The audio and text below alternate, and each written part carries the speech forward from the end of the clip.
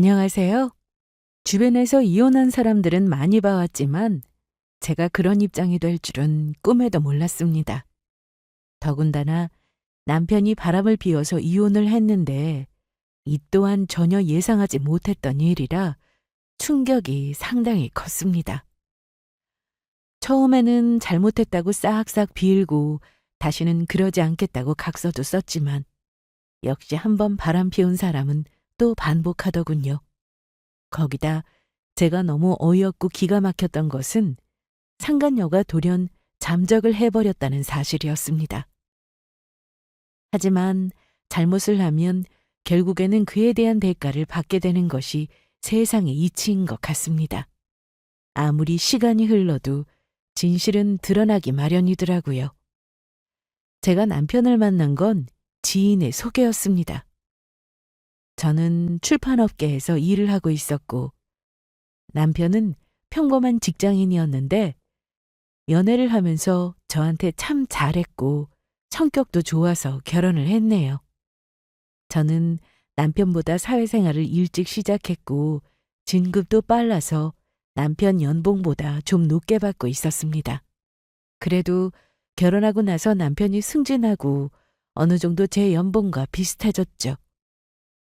맞벌이로 둘 다 돈을 버니까 경제적 여유도 있고 좋았는데 결혼을 하고 보니 남편이 술을 정말 많이 좋아한다는 사실을 알게 되었습니다. 그 때문에 각서도 참 많이 받았죠. 결혼 초 친구들과 만난다고 해서 다녀오라고 한 적이 있었는데 술을 마셔도 정도껏 마셔야지. 이건 뭐 친구들이 부축을 해서 겨우 집에 들어오는 정도였습니다. 재수씨, 미안해요. 성민이가 좀 술을 많이 먹었어요. 대체 얼마나 마신 거예요? 좀 섞어 마셔가지고. 여기 눕히면 될까요? 네네. 고생 많으셨어요. 여기 물 한 잔씩 드시고 가세요. 아, 에이, 잘 마셨습니다. 그럼 가볼게요. 네, 조심히 가세요. 술에 잔뜩 취한 채 바닥에 누워 자고 있는 남편을 보니 화가 났습니다. 신혼인데 이렇게 들어오는 날이 하루 이틀이 아니었거든요. 남편이 너무 믿기는 했지만 그래도 어쩌겠어요. 양말이라도 벗기고는 덩치가 너무 커서 방까지 옮기지 못하니 그냥 이불만 덮어줬죠. 다음 날 남편은 일어나서 제대로 기억도 못했습니다. 아, 어제 어떻게 된 거야? 몰라. 자기 화났어? 당신은 나갔다 오면 매번 술을 그렇게 마시고 들어와? 어제 당신 친구들은 멀쩡하던데? 미안해. 오랜만에 친구들 만나서 기분 좋으니까 그랬지. 술을 이기지도 못하면 적당히 마셔야지. 알았다니까. 내가 조심할게. 알았지? 하지만 남편은 이렇게 술을 마시는 날이 점점 많아졌습니다. 심지어 명절날 시댁에 가서도 또 술을 진탕 마셨죠. 자기야, 이제 그만 마셔. 오랜만에 가족들 다 모였는데 좀 마시자. 그래, 한두 잔 마시는 걸로 뭐라고 하지 마.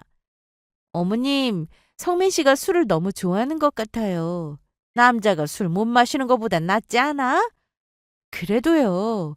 너도 면허 있으니까 네가 오늘 운전하고 가면 되잖아. 운전이 문제가 아니라 성민 씨는 술이 한번 들어가면 자제가 안 되는 것 같아요. 결국 이날도 남편은 술에 잔뜩 취해서는 제가 겨우 끌고 오다시피 집으로 데리고 들어왔습니다. 술을 마시고 무슨 사고를 치는 건 아니었지만 저는 몸을 혼자 가누지도 못할 정도로 저렇게 술을 마시는 게 참 싫었습니다. 그래서 남편에게 각서를 받기로 했습니다.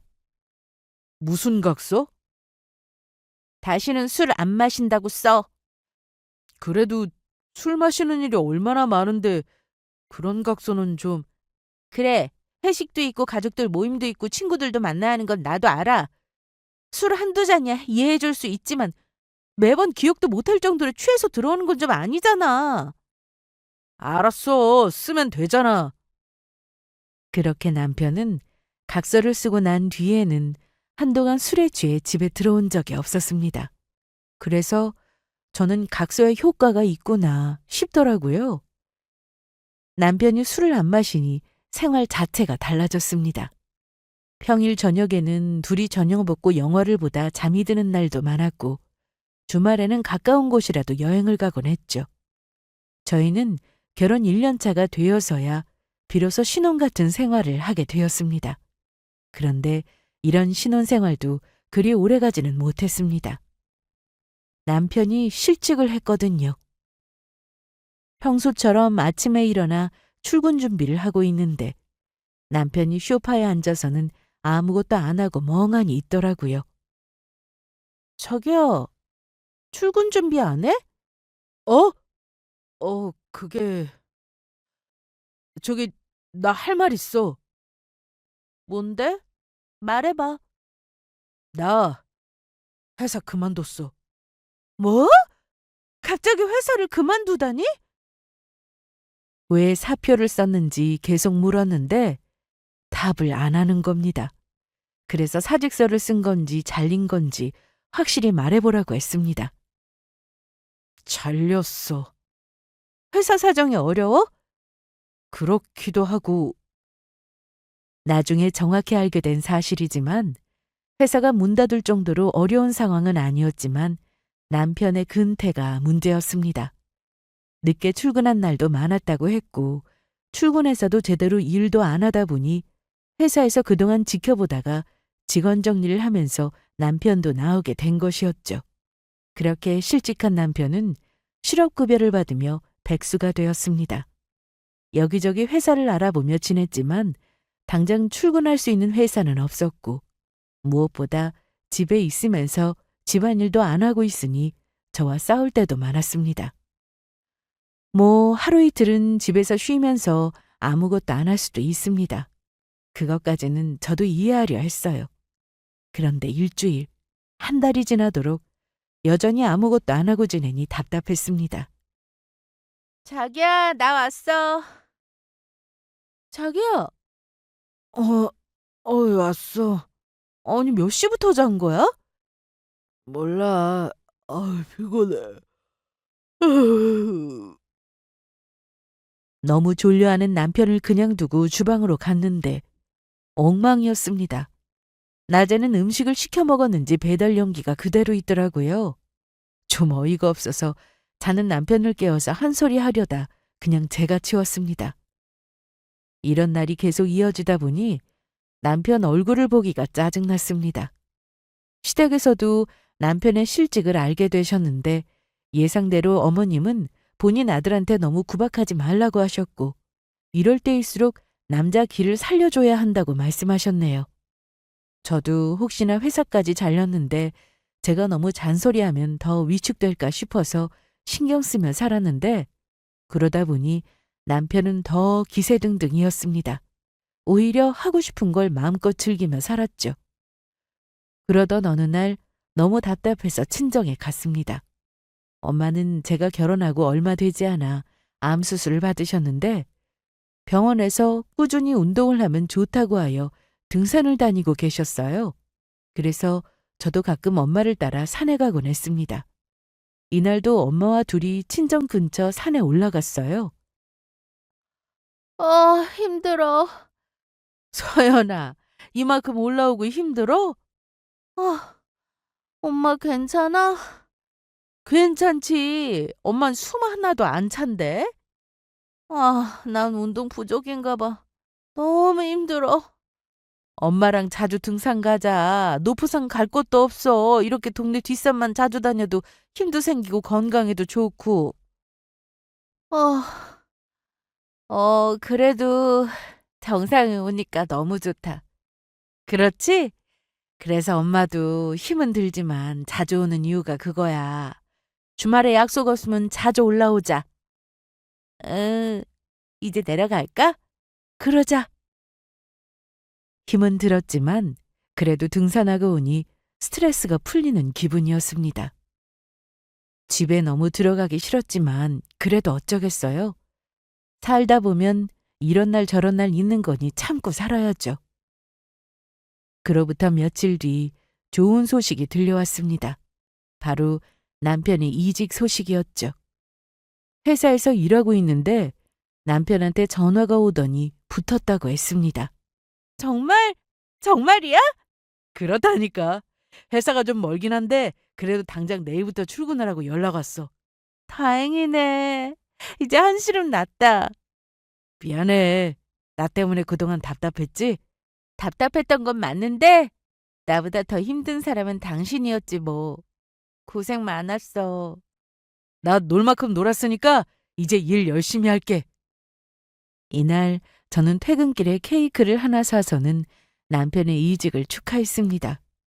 그날 이후로 남편은 새 직장에 적응도 잘했고 늦잠을 자서 회사에 늦거나 하는 일도 없었습니다. 그래서 저도 더는 걱정할 일이 없을 거라 생각하며 지냈습니다. 하지만 남편의 회사는 집에서 1시간 반 거리로 퇴근 후 집에 오면 8시쯤 되거나 막히는 날은 9시가 되기도 했습니다. 그래도 항상 감사하는 마음으로 다녔어요. 그러던 어느 날 남편은 지방으로 급히 내려갈 일이 생겼다고 연락이 왔습니다. 자기야. 나 오늘 부산에 좀 가봐야 돼. 갑자기? 출장 가는 거야? 아니, 그건 아니고 우리 차장님 어머님 돌아가셨다고 해서 각 부서에서 한 사람씩만 장례식장에 참석하기로 했거든. 아, 그럼 집에 왔다가 가야겠네. 정장 꺼내놓을까? 아니야. 집에 들리면 너무 늦어서 그냥 다 같이 바로 가기로 했어. 옷이야 뭐. 회사 잠바 입으면 되니까. 그래, 그럼 잘 다녀오고. 부사님은 오늘 다녀오기엔 거리가 있는데 자고 오는 거야? 그건 잘 모르겠어. 회사에서 버스를 하나 빌려서 가는 거라 자고 올지는 일단 가봐야 해. 그럼 도착해서 전화 줘. 그런데 이날 남편이 장례식장에 가서 저에게 거짓말을 했습니다. 보통 장례식장에 다녀오면, 그것도 먼 거리에 있는 곳으로 다녀오면 아주 피곤한 상태여야 하는데 다녀온 남편의 얼굴은 그렇지 않았습니다. 부산에 도착 후 남편은 아무래도 하루 자고 가야겠다고 했고 저는 그렇게 알고 있었는데 다음날 저녁 늦게가 돼서야 집에 왔더라고요. 그런데 얼굴을 보니 하나도 피곤해 보이지 않고 오히려 얼굴이 아주 활짝 핀 모습이었습니다. 자기야, 가서 잠은 어디서 잔 거야? 회사 사람들하고 모텔 잡아서 잤지 뭐. 그럼 제대로 잠도 못 잤겠네. 어, 그래서 너무 피곤해. 그런데 술 한 잔도 안 했어? 어? 어. 장례식장 가면 술 한 잔 할 줄 알았는데? 무슨 술이야. 좋은 날도 아닌데 뭐. 암튼 나 좀 씻을게. 아무리 각서를 썼다 해도 결혼식장이나 장례식장에 가면 분위기상 술 한 잔 정도는 꼭 하는 남편이었는데 입에도 안 됐다고 하길래 정말 정신을 차렸나 싶었습니다. 그런데 며칠 뒤 남편 카드 내역서가 우편으로 날라왔습니다. 원래는 이메일로 받아서 저나 남편은 따로 신용카드 내역서를 우편으로 받지 않았는데 이번에 남편이 이직을 하면서 신용카드 하나를 새로 발급받고 체크를 잘못했는지 내역서가 우편으로 왔더라고요. 그래서 열어봤는데 카드 긁은 내역이 너무 많아서 뭔가 싶어 자세히 들여다봤습니다. 특히 남편이 얼마 전 장례식장에 다녀온 날 쓴 내역이 많았습니다. 모텔비도 남편이 결제를 했고 가서 장례식장에만 있었다고 했는데 여기저기 다니면서 돈을 썼더라고요. 카페도 가고 횟집 가서 계산한 내역도 있었습니다. 저는 뭔가 이상했어요. 가서 여유롭게 여기저기 다녔다는 게 좀 수상했죠. 회사 사람들하고 단체로 이동하고 회사 버스로 다녔다면서 뭔가 싶었습니다. 그래서 남편이 퇴근하고 집에 오자마자 바로 물어봤습니다. 이거 뭐야? 뭔데? 당신 카드 내역서. 야, 넌 이걸 뜯어보냐? 그래, 뜯어본 건 내가 미안해. 그런데 당신 장례식장 간다고 했던 날 저렇게 돈을 많이 썼던데? 그거 회사 사람들하고 쓴 돈이야. 다른 데 안 가고 숙소랑 장례식장에만 있었다면서 어떻게 카페도 가고 회도 먹고 그랬어? 그거야 장례식장 갔다가 숙소 오는 길에 회 사와서 직원들하고 먹었지. 카페야 커피 마신 거고 의심할 게 대체 뭐가 있어? 그런데 이것들은 다 뭔데? 5천 원, 만 원 이런 식으로 결제한 게 한두 건이 아닌데? 편의점 가서 이것저것 사느라 그랬어. 아니 근데 기분 나쁘네. 뭐야 마음대로 내 우편물 뜯어보고. 거참. 저는 남편이 설명을 해주었는데도 여전히 어딘가 찜찜했습니다. 그래도 더 이상 걸고 넘어질 게 없어서 그냥 넘어갔네요. 한동안 남편과 저는 별일 없이 지냈습니다. 그런데 얼마 뒤 제가 그동안 찜찜했던 이유를 알게 되었습니다. 남편 차 안에서 스티커 사진을 발견했기 때문이었죠. 평소 저는 대중교통을 이용하느라 차를 쓸 일이 없어 남편이 회사 출퇴근용으로 차를 많이 썼습니다. 그러다 제가 주말에 약속이 있어서 남편에게 말하고는 차를 끌고 나왔는데 차 내부가 너무 지저분하더라고요. 그래서 주유소에 들러 주유를 하고 차를 한쪽으로 대놓고 내부 청소를 하고 있었는데 구석구석 쓰레기가 참 많이도 나오더라고요. 다 치우고 손이 지저분해서 물티슈를 찾느라 여기저기 열어보다 콘솔 박스를 딱 열었는데 그 안에서 사진이 한 장 나왔습니다. 요즘 젊은 애들이 많이 찍는 인생 네컷 같은 스티커 사진이었는데 남편과 어떤 여자가 아주 다정하게 찍은 사진이었어요. 저는 그 사진을 보자마자 입을 다물지 못했습니다. 거기다 아주 친절하게도 사진 하단에 날짜까지 적혀 있었습니다. 남편이 장례식장에 간다고 했던 그날이었죠. 저는 이런 기분으로 약속 장소에 갈 수 없어서 못 간다고 연락을 하고는 곧장 집으로 돌아왔습니다. 어? 벌써 갔다 온 거야? 나간 지 얼마 안 됐잖아. 야, 이성민.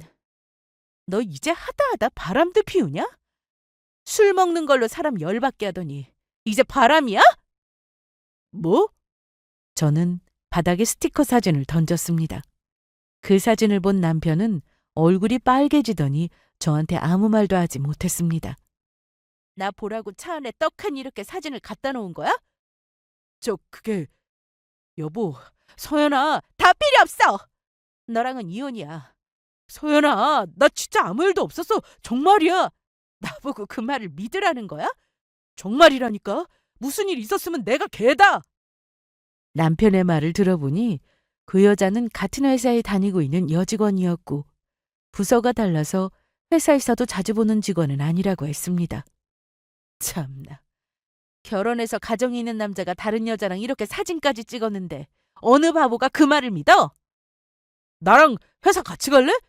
우리 회사 다니는 직원인데 부서가 달라서 오며 가며 친분이 생겨서 친하게 지냈어. 그런데 이번에 장례식장 가서도 마주쳤는데 내가 커피 한 잔 사줬더니 사진 한 장 찍자고 계속 그러는 거야. 그래서 찍었어. 그리고 다른 일 없었어. 나는 품질팀의 최 대리하고 타부서 강 팀장하고 그렇게 같이 잤어. 정말이야. 내가 회사 같이 가면 확인도 시켜줄 수 있어. 남편은 뭔가 억울했는지 당장 회사 가서 다 설명할 수 있다고 했습니다. 하지만 남편의 말이 다 사실이라고 해도 유부남이 다른 여자와 둘이서 저런 사진을 찍었다는 그 사실 자체가 너무 짜증나고 기막혔습니다. 남편도 이 부분은 인정했기에 제 앞에서 무릎 꿇고 계속해서 빌었습니다. 하지만 저는 화가 풀리지 않았죠. 서연아, 이렇게 빈다. 어? 내가 다시는 오해가 생길 만한 일은 안 만들게. 정말이야. 자기야. 이래도 안 되겠어? 저 사진 불태울까? 어? 남편은 제가 그날 이후로 말도 안 하고 대꾸도 없으니 퇴근하고 집에 와서는 청소며 쓰레기 버리는 일이며 알아서 척척 다 했습니다. 그래도 제가 화를 안 풀고 있으니 남편은 제 앞에 종이 한 장을 내밀었습니다. 이게 뭐야? 읽어봐. 남편이 가져온 종이는 다름 아닌 각서였습니다. 각서? 내가 각서 쓰면 약속 지키는 거 너도 알잖아. 내가 저번에 술 다시는 안 마신다고 각서 쓰고 취해서 들어온 적 있었어? 거기에 적혀 있겠지만 내가 다시 한번 말할게. 앞으로 절대로 의심 가는 행동 절대로 안 할게. 너 실망시키는 일 다시는 없게 할게. 어? 거기다 써 있고 내가 이거 공중받자고만 그렇게도 할게. 제발 용서해주라. 어? 회사에서 그 여직원 매일 마주칠 텐데 너라면 기분 좋겠어? 아니야. 이제 안 마주쳐. 그걸 내가 어떻게 믿어? 그만뒀대. 이건 내가 따로 알아본 것도 아니고 다른 직원들이 말하는 거 듣고 알게 된 거야. 사실 제가 남편이 하루 종일 뭐하고 다니는지 쫓아다닐 수도 없으니 남편이 말하는 게 전부 다 사실인지는 모릅니다. 그렇다고 제가 무슨 증거가 있는 것도 아니라 저도 한 번은 더 믿어보기로 했습니다. 그런 일이 있고 난 후 남편은 많이 달라진 모습을 보여주었습니다. 집에서 제가 시키지 않아도 알아서 잘하는 것은 물론이고 시댁에 가서도 어머님이 저한테 뭔가를 시키려고 하시면 남편이 나서서 자기가 한다고 하기도 했죠. 그 때문에 제가 어머님께 혼이 난 적이 한두 번이 아니었습니다. 아니, 넌 좀 가만히 좀 있어. 왜 이렇게 나서? 아, 엄마. 누가 하면 어때? 꼭 서연이가 해야 하나? 마트 가서 뭐 하나랑 속이 한 건 사오면 되는 거지? 아니, 얘가 정말. 당신 집에 있어. 내가 사올게. 아, 추운데 어딜 나가. 여기 있어. 내가 차 타고 금방 다녀올 테니까. 그렇게 남편은 어머님이 저한테 시키신 심부름을 직접 하곤 했습니다. 너 이리 와서 좀 앉아봐. 우리 성민이 너무 부려먹는 거 아니야? 네? 제가 시킨 게 아닌데. 네가 시킨 게 아니라 해도 저렇게 먼저 나설 애가 아닌데. 왜 저러는 거냐? 너 혹시 저번에 우리 아들 실직한 것 때문에 아직도 눈치 주는 거야? 그건 절대 아니에요. 이직한 이후로 그 얘긴 꺼낸 적도 없고요. 그래? 일단 알겠는데 우리 아들 마음에 안 들어도 너무 몰아세우고 하지 마. 눈치 보는 거 나 너무 싫다. 네. 그뿐만 아니라 남편은 저희 친정에도 정말 잘했습니다. 그게 진심이든 아니든 친정 부모님은 좋아하실 수밖에 없었어요. 저 몰래 남편이 친정에 가서 부모님 결혼기념일을 챙겨드린 적이 있었거든요. 저는 매년 봉투에 돈을 조금 넣어서는 두 분이 오붓하게 외식하거나 필요한 거 사시라고 하는 게 전부였는데 남편이 엄마 아빠를 모시고 외식까지 했다고 했습니다. 나한테 말했으면 같이 갔을 텐데. 뭐하러. 당신 요즘 주말에도 바쁘다고 회사 나갔잖아. 말하면 신경만 쓰이지. 어디 갔었어? 장모님이 해산물 좋아하시잖아. 그래서 뷔페 갔어. 좋아하시더라. 고마워. 무슨 소리야. 자기도 우리 부모님한테 항상 잘하는데 내가 한 게 뭐 있다고. 앞으로 더 잘할 거니까 두고 봐. 남편은 노력하는 게 눈에 보였습니다. 저한테 계속 잘하겠다고 하는데 그런다고 해서 남편이 잘못한 것이 없어지는 것은 아니지만 잘하려고 하니 저도 계속해서 과거를 들추며 남편에게 잔소리를 하지는 않았습니다. 제가 바쁠 때면 친정 부모님도 잘 챙겨주고 시댁 모임에 못 나갈 때도 제 입장 난처하지 않게 알아서 둘러대주는 남편이 고마웠어요.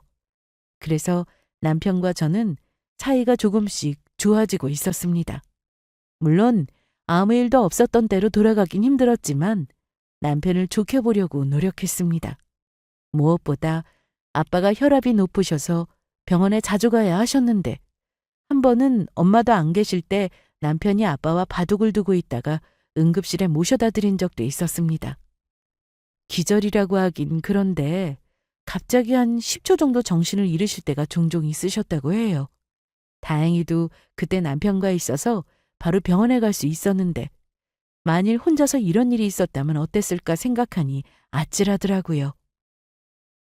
그래서 남편한테 고마운 마음도 있었고 특히 친정 부모님이 남편을 든든해 하시니 저도 지난 일은 지난 일로 덮어두자고 마음먹게 된 것입니다. 그렇게 저와 남편은 서로 노력하며 지냈습니다. 전처럼 잘 지내보고 싶어서 퇴근 후 집 근처에서 외식도 하고 영화도 보고 즐겁게 살려고 노력했죠. 멀진 않더라도 가까운 곳으로 여행도 다니고 부부가 함께 같은 취미 생활을 즐기면 좋다기에 저희는 테니스도 시작했습니다. 날씨가 추운 날은 실내 경기장에서 치고 날씨가 괜찮으면 야외도 나가서 다른 사람들과도 어울리며 주말을 보내곤 했습니다. 그래서 저도 이제 남들처럼 평범한 일상을 보낼 수 있게 되었구나 싶더라고요. 그런데 너무 큰 욕심이었을까요? 남편은 저에게 각서를 쓰며 다시는 그런 일이 생기지 않게 하겠다고 해놓고는 또다시 바람을 피웠습니다. 이번에는 단순한 바람이 아니었죠. 평소 퇴근하면 바로 집으로 오던 남편은 언젠가부터 회사에 일이 많다며 야근 얘기를 많이 했습니다. 회사가 집에서 거리가 좀 있다 보니 야근을 하고 집에 오면 12시를 넘길 때가 많았는데요. 그렇게 일을 마치고 집에 오면 피곤해서 씻지도 못하고 잘 때가 많았네요. 그런 남편을 보며 저는 항상 안쓰러운 마음을 가지고 살았는데 글쎄 그 야근이 회사 일 때문이 아니었습니다. 전에 정리했다던 그 여직원을 만나고 오느라 그렇게 바빴던 거였어요. 제가 이 사실을 알게 된 건 남편 차량의 블랙박스를 열어보고 나서 알았습니다. 남편은 평소 핸드폰도 다 오픈해놓고 다녔는데 그 정도로 자기는 속일 게 없다고 저한테 언제든지 보라고 하더라고요. 저런 말을 하고 설마 바람을 또 피울까 싶었던 저는 별다른 의심을 안 하고 살았는데 어느 날 저녁 같은 동 아파트 주민이 집으로 찾아와 부탁을 하나 했습니다. 저 1205 사는데요. 차 번호 4157 맞으시죠? 네, 그런데요. 다른 게 아니라 블랙박스 좀 확인해 주실 수 있을까요? 무슨 일 있으세요? 좀 전에 제 아들이 단장에서 킥보드를 타고 놀다가 배달 오토바이 때문에 넘어졌어요. 그런데 기사분은 계속 제 아들이 먼저 달려왔다고 하더라고요. 주변에 보니까 CCTV 방향도 다른 곳으로 향해 있고 마침 차 한 대가 정면으로 향해서 주차되어 있길래 보니까 이 집이길래 부탁 좀 드리려고요. 그래서 저는 어려운 것도 아니고 하니 차키를 들고는 차로 가서 블랙박스부터 확인했습니다. 그래서 SD카드를 꺼내와 집에 와서는 컴퓨터에 연결했는데 영상이 바로 뜨더라고요. 그래서 복사 후 바로 건네주었습니다. 그런데 해당 카드에는 그 영상만 있는 게 아니었습니다. 남편의 외도 현장도 찍혀 있었습니다. 짧은 영상이었으나 남편과 어떤 여자가 모텔로 들어가는 모습이 찍혀 있었고 음성 파일도 들어보니 아주 가관이었습니다. 저는 전혀 예상 못하고 있던 일이라 심장이 마구 뛰었고 제가 뭘 보고 있는지도 모르던 남편은 안방에 누워 핸드폰만 하고 있었습니다. 저는 지난번에 남편이 회사 여직원과 찍었던 스티커 사진을 버렸다고 해놓고는 서랍 깊숙한 곳에 넣어두었었는데요. 그걸 다시 꺼내서는 영상 속 여자와 혹시 같은 사람인지 확인해 보려고 대조해 보았습니다. 그런데 맞더라고요. 머리 스타일이 좀 달라지긴 했으나 분명히 같은 사람이었습니다. 본인이 직접 각서까지 써왔으면서 어떻게 이럴 수가 있는지.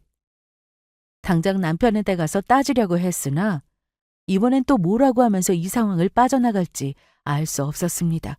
그래서 일단은 모른 척하고 남편의 핸드폰을 봐야겠다 싶었어요. 항상 오픈해놔서 중요한 내용은 다 지웠을 게 뻔했지만 그래도 혹시나 남아있는 게 있지 않을까 싶었습니다. 그래서 남편이 잘 때까지 기다렸어요. 이날따라 왜 이렇게 늦게까지 잠을 안 자던지 자기 전까지 핸드폰을 손에서 놓지 않고 있길래 이날은 날이 아닌가 생각하며 그냥 자려던 그때 남편이 골아떨어졌습니다. 그래서 저는 몰래 남편 핸드폰을 들고 나와 찾아보기 시작했어요. 역시나 문자는 깨끗했습니다. 카톡도 의심할 만한 내용은 없었습니다. 그런데 통화 내용은 미처 지우지 못했더라고요.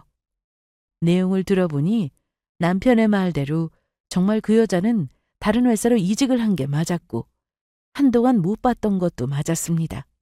이전에 장례식장에 있었던 일도 모두 사실이었고요. 남편과 그 여자는 처음에는 그저 친한 사이이기만 했으나 여자가 이직 후 사적으로 연락을 하며 지내면서 사이가 발전했던 겁니다. 그리고 그 여자가, 아니 상간녀가 남편에게 주로 전화를 했고 남편은 받는 입장이었습니다. 하지만 남편도 마음이 있으니 다 받아준 거였죠. 며칠 뒤 저는 남편에게 모두 말했습니다. 이혼하자. 서연아, 너 또 왜 그래? 왜 또? 그건 내가 할 말 아니야? 아니, 나 여태 술도 안 마시고 너한테 잘하고 있다고 생각했는데 내가 뭘 또 잘못했어? 그게 뭔데? 말을 해줘야 알지? 너 바람났잖아. 수진이 그 여자하고. 왜 말이 없어? 말을 해줘야 안다고 해서 말했더니 왜 꿀먹은 벙어리가 되었냐고! 다시는 의심받을 행동 안 한다고 하더니 이게 뭐야? 대체 언제부터 만났어? 남편은 고개만 푹 숙인 채 아무 말도 하지 않았습니다.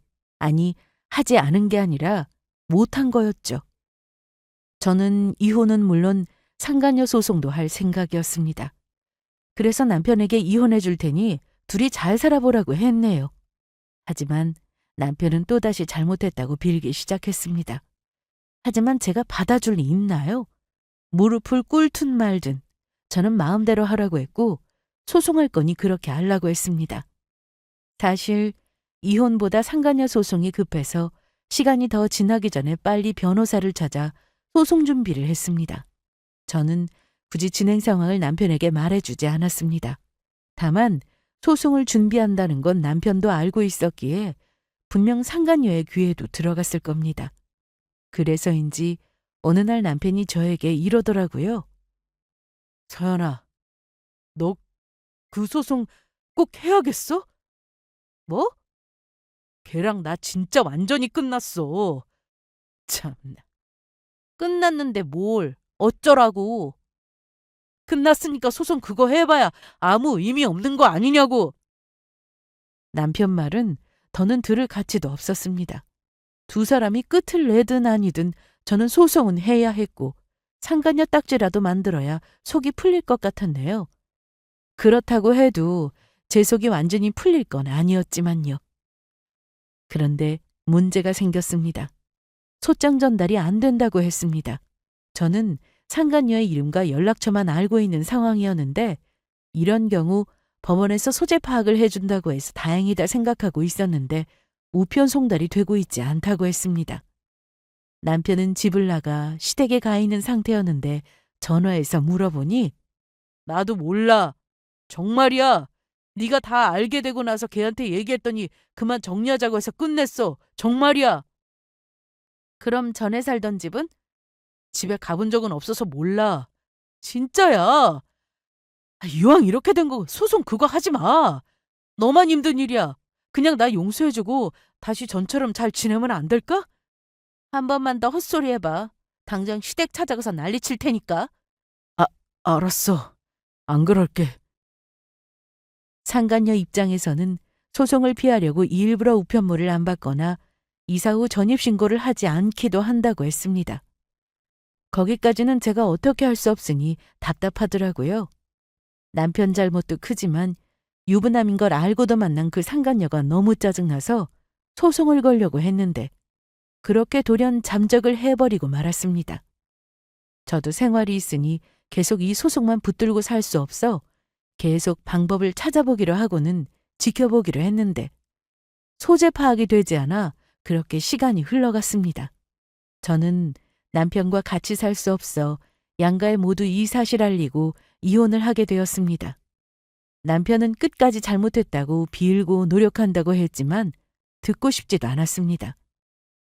저희 부모님은 남편에게 아주 큰 실망을 하셨는데 특히 아빠는 그동안 제 속을 많이 썩였다는 것까지 다 아시고는 더는 눈앞에 나타나지 말라며 아주 크게 호통까지 치셨습니다. 이혼을 했다고 해서 제 속이 후련한 건 아니었어요. 그렇다고 전 남편이 그립거나 결혼 생활이 그립거나 한 건 아니었고 당하기만 했다는 생각에 하루하루가 화가 나 미칠 지경이었죠. 전 시댁에서는 그동안 자기 아들 잘났다고 하시다가 외도로 이혼을 당하니 저에게 전화 한 통 못 하셨습니다. 그저 전 남편을 통해 그동안 미안했다는 말만 전할 뿐이었고요. 저는 친구들을 만나서 맛집을 가고 수다를 떨어도 재미가 없었습니다. 코미디 영화를 봐도 재미가 없고 뭘 해도 신나지가 않았습니다. 이혼한 사람들은 다 이럴까 싶어 여기저기 검색을 해봤는데 오히려 저보다 더 피폐한 삶을 사는 분들도 많아 놀랐습니다. 하지만 반대로 이혼 후 더 행복하게 잘 사는 사람들도 많더라고요. 그래서 저도 더는 이렇게 시간 낭비를 하면 안 되겠다 싶어 지난 일은 잊고 앞으로만 생각하며 살려고 노력했습니다. 그렇게 애를 쓰며 살다 보니 힘은 좀 들었지만 조금씩 잊혀지긴 했습니다. 전 남편은 저와 이혼한 지 1년이 지났어도 여전히 저를 찾아왔습니다. 집에 오면 문을 열어주지 않을 게 뻔했으니 오지 않았고 회사로 그렇게 찾아오더라고요. 그만 오라고! 서연아, 정말 안 되겠냐? 야, 언제까지 이럴 거야? 네가 나 다시 받아줄 때까지. 싫어. 싫다고! 전 남편은 가끔씩 회사 앞으로 찾아와 재결합을 요구했지만 저는 단호하게 싫다고 거절했습니다. 그런데도 전 남편은 포기를 몰랐습니다. 서연아, 그러지 말고 우리 어디 커피숍이라도 가서 얘기 좀 할래? 야, 사람이 말하는데 그냥 막 가네? 택시 불렀으니까 이제 그만 가봐. 택시를 왜 타? 너 차 안 가지고 다녀? 너 타라고 주고 나왔구만. 내가 차를 타던 택시를 타던 네가 무슨 상관인데. 내 차 타. 내가 데려다 줄게. 정말 그만해. 그만하라고! 그 여자한테는 가봐. 걔 이제 결혼해서 잘 살 거야. 그러니까 너도 더는 걔 신경 쓰지 마. 뭐? 뭐래? 그게 야, 빨리 말 안 해? 나도 회사 직원한테 건너들은 얘기야. 청첩장 받은 직원이 있었는지 회사에 소문이 났더라고. 결혼한다고. 저는 전 남편의 말에 상간녀의 결혼 소식을 알게 되었습니다. 남의 가정은 박살을 내놓고 결혼을 한다고 하니 기가 막히더라고요. 상간녀와 결혼할 남자는 대체 어떤 사람이길래 저런 여자와 결혼을 한다는 건지 과거 세탁을 아주 제대로 했나 보다 싶었습니다. 저는 식장이 어딘지 알아냈고 가만두지 않으려고 결혼식 날 찾아가기로 했습니다. 마음을 먹기까지 참 많은 생각이 머릿속을 스쳐 지나갔습니다. 가서 난리를 피우는 게 맞는지 아니면 조용히 잊고 지내는 게 맞는지 말이죠. 하지만 상간녀 소송도 못하고 끝났는데 이대로 넘어갈 수는 없었습니다.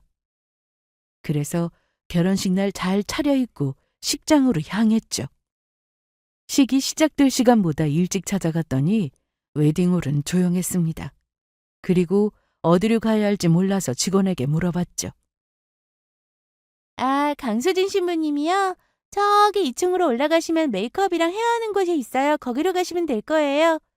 네, 감사합니다. 그렇게 직원의 안내를 듣고 2층으로 올라갔습니다. 그리고 드디어 문을 열고 안으로 들어갔죠. 상간녀는 제 얼굴을 몰랐겠지만 저는 잘 알고 있었고 그래서 한 번에 누군지 알아볼 수 있었습니다. 강수진 씨! 누구세요? 결혼 축하드려요. 그런데 어쩌죠? 이 결혼식 제대로 하실 수 있을지 모르겠네요. 네? 아니, 누구신데? 저 이성민 씨 전 와이프요. 이혼했거든요. 그러자 상간녀는 순간 아무 말도 못하더니 저를 밀면서 밖으로 나갔습니다. 쪽팔린 건 아나 봐요? 지금 여기가 어디라고 하요? 설마 내 결혼식 망치겠다 뭐 이런 건 아니죠? 왜 아니에요? 제가 못할 것 같아요? 참, 정신 나갔네. 뭐? 네가 남편 간수 못해놓고 이제 와서 왜 나한테 이러는데. 네가 아무리 떠들어도 믿어줄 사람 하나도 없을 거다. 어디 하고 싶은 대로 해봐. 상간녀의 말대로 상간녀와 그 가족들은 제 말을 들으려 하지 않았고 오히려 투명인간 취급을 했습니다. 다들 결혼식 준비로 바쁘다 보니 직원들에게 저를 밖으로 내보내달라고까지 했죠. 저는 그대로 집에 돌아갈 수 없어서 신랑 측을 찾았습니다. 상간녀는 제가 뭘 하든 아무도 관심 가져주지 않을 거라 생각했는지 더 당당하게 행동했는데 특히 자기와 결혼할 남자를 만나는 것에 대해서도 아랑곳하지 않았습니다. 그런데 저는 상간녀와 결혼할 사람을 마주치고는 너무 깜짝 놀랐습니다. 바로 제가 아는 사람이었기 때문이죠. 오빠, 저 여자 말 들을 필요 없어. 어디서 이상한 얘기를 듣고 와서는. 잠깐만, 저 한서열 씨 맞으시죠? 네, 어떻게 여기서... 그러니까요. 잘 지내셨어요? 네. 제가 이날 만난 상간녀와 결혼할 사람은 처음 본 사람이 아니었습니다. 예전에 엄마를 따라 등산을 몇 번 한 적이 있었는데 산에 올랐다가 어떤 아줌마가 심정지가 오는 바람에 큰일 날 뻔한 적이 있었어요. 아니, 저기 무슨 사람들이 저렇게 모여 있어? 그러게, 무슨 사고라도 났나? 한번 가보자. 저기 무슨 일이에요? 어머나, 왜 이래요? 이 사람이 갑자기 쓰러져서는 못 일어나고 있어요. 119에 신고를 했는데 여기 의사 없어요? 저 간호사로 일했는데 잠시만요. 제가 좀 볼게요. 그렇게 엄마가 인공호흡을 여러 번 시도해서 겨우 숨이 돌아온 건 확인했는데 그 덕에 구급대원이 도착할 때까지 목숨을 살릴 수 있었습니다. 엄마는 걱정이 되셨는지 병원까지 따라가 보겠다고 하셨는데 거기서 그분의 아들 되는 분까지 만나게 되었죠. 이 은혜를 어떻게 갚아야 할지 저희 엄마 살려주셔서 감사드려요. 은혜는요, 누구나 할 수 있는 일입니다. 이날 엄마가 한사코 사례를 거절하자 저한테 어떻게든 보답을 하고 싶다며 연락처를 물어본 적이 있었는데 엄마는 계속 거절하며 저를 끌고 나가셨습니다. 엄마, 그래도 인사는 하고 와야지. 더 있어봤자 살해한다고 할 텐데 이럴 땐 그냥 나오는 거야. 너 설마 연락처 안 알려줬지? 그래, 그럼 됐다. 얼른 가자. 그래서 그날 이후 그분들이 어떻게 됐는지 전혀 모르고 살고 있었는데 전혀 예상하지 못한 곳에서 다시 만나게 되었습니다. 오빠, 이 여자 어떻게 알아? 우리 어머님 목숨 살려주셨던 분이셔. 아니, 그런데 서로 어떻게 해야 아는 사이예요? 오빠, 일단 나랑 먼저 얘기해.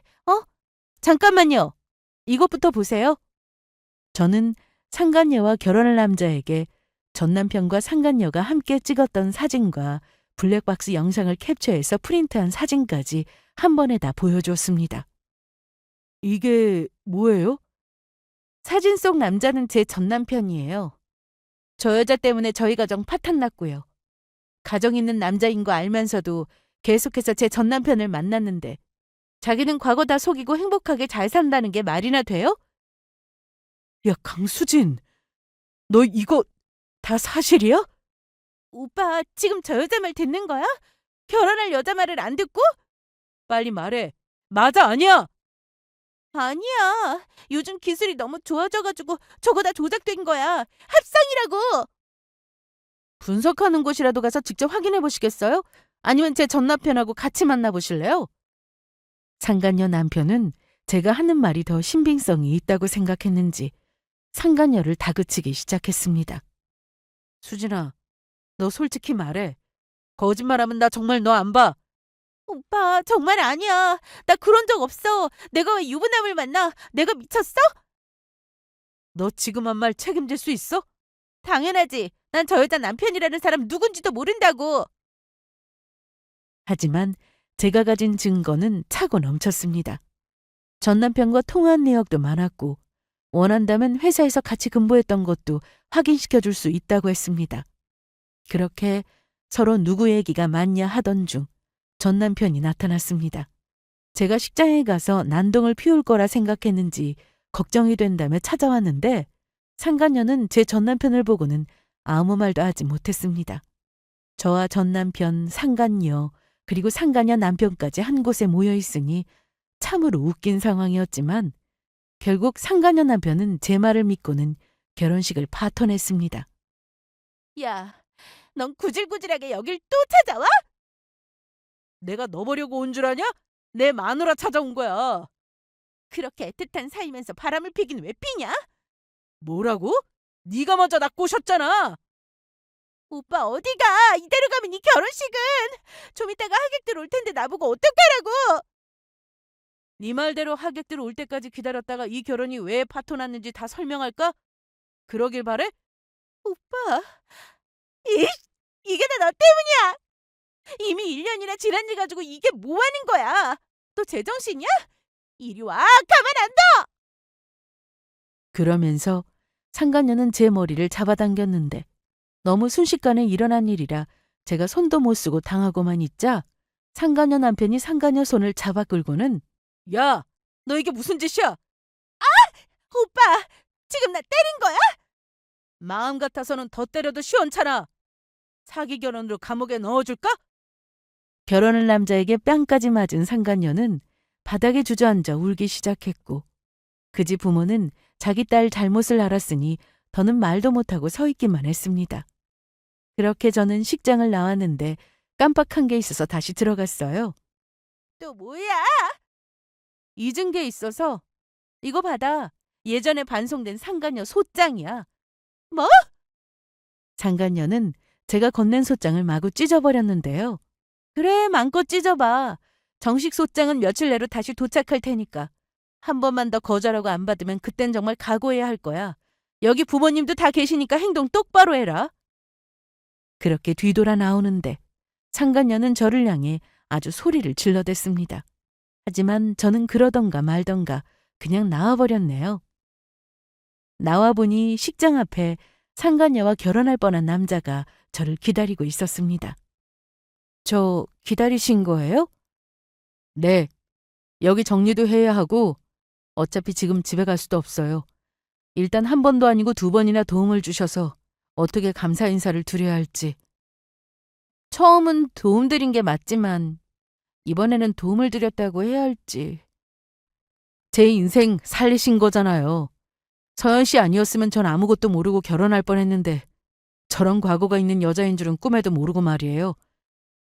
그런데 어머님은 어디 계세요? 아까 안 보이시던데? 어머니는 얼마 전에 돌아가셨어요. 원래 지병이 있으셨거든요. 그래서 건강 때문에 등산 다녔던 건데 그날 저희 어머님 목숨 살려주셔서 그래도 어머님과 더 많은 시간 보낼 수 있었습니다. 감사합니다. 제가 그랬나요? 저희 엄마가 하신 일인데요. 아무튼요. 감사해요. 저는 그렇게 인사를 하고는 돌아왔고 청첩장에 적힌 주소대로 소장을 보내서 소송을 진행할 수 있게 되었습니다. 나중에 전해 들으니 상간녀는 결혼식 준비로 돈도 많이 날렸다고 했고 다니던 회사에서도 상간녀 소송으로 결혼이 취소됐다고 소문나서 얼굴을 둘 수 없어 알아서 사직서를 냈다고 했습니다. 소송 후 저는 상간녀로부터 위자료를 받게 되었으나 액수는 그리 크지 않았습니다. 처음부터 돈을 바라고 시작한 건 아니었지만 한 가정을 망가뜨린 대가치고는 아쉬운 금액이었어요. 하지만 상간녀라는 딱지가 앞으로 계속 따라다니게 되었으니 그것만으로 만족했습니다. 왜 사람들은 자기가 잘못을 저지르고 나서 그 대가를 언젠가 치르게 될 거라는 걸 전혀 모르는 건지 답답합니다. 정직하게 살면 피해 입는 사람도 없을 텐데 말이죠. 저는 그동안 미뤄뒀던 숙제를 마친 기분으로 인생을 잘 살아가고 있습니다. 집에서는 부모님에게 소중한 딸이자 회사에서는 여전히 능력을 인정받는 직원이죠. 누구나 그렇듯 저도 남들과 다르지 않은 평범한 삶을 살아가고 있는데 평범하게 사는 인생이 가장 어려우면서 가장 행복한 것 같습니다. 이혼했다고 해서 인생이 실패했다 생각하지 않고 앞으로도 저는 계속해서 이런 평범한 일상을 즐기며 살아가고 싶습니다. 저의 사연을 들어주신 분들께 감사드리며 여기서 이만 제 사연을 마치도록 하겠습니다.